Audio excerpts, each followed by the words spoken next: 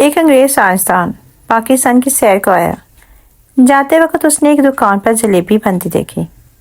دیکھ کر اسے بڑا تعجب ہوا کہ یہ ایسے گول کیسے ہو جاتی ہے، اور پھر یہ کہ اس کے اندر شیرہ بھی ہے، آخر اس کے اندر کیسے گیا؟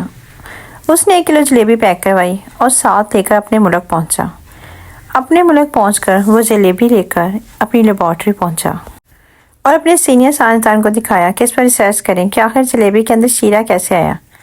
اس پر سینئر سائنسدان نے غصے سے اپنی دراز کھولی اور اس میں سے ایک سموسہ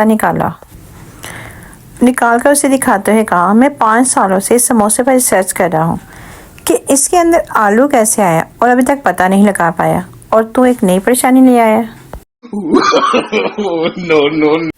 ایک شادی شدہ جوڑا کسی کے یہاں مہمان بن کر آیا۔ دونوں میاں بیوی نے دل و جان سے اس کی خاطر توجہ کی۔ 4 دن بعد جب مہمان چلے گئے تو بیوی نے شوہر سے پوچھا، کیوں جی، وہ آپ کے کون سے رشتے دار تھے؟ یہ سنتے ہی میاں بے ہوش ہو گئے۔ کچھ دیر بعد ہوش ٹھکانے آنے میں بولے، میں تو سمجھ رہا تھا کہ وہ تمہارے رشتے دار ہیں۔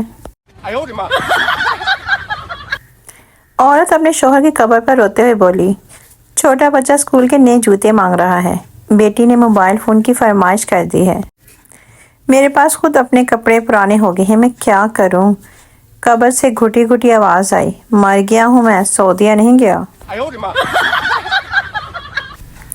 رشتے کے لیے ساس کی 5 ڈیمانڈز: لڑکی خوبصورت ہو، لڑکی خوب سیرت ہو، لڑکی پڑھی لکھی ہو، لڑکی کم عمر ہو، لڑکی مالدار گھرانے کی ہو۔ رشتے کے لیے بہو کی صرف ایک ہی ڈیمانڈ، ساس ہی نہ ہو۔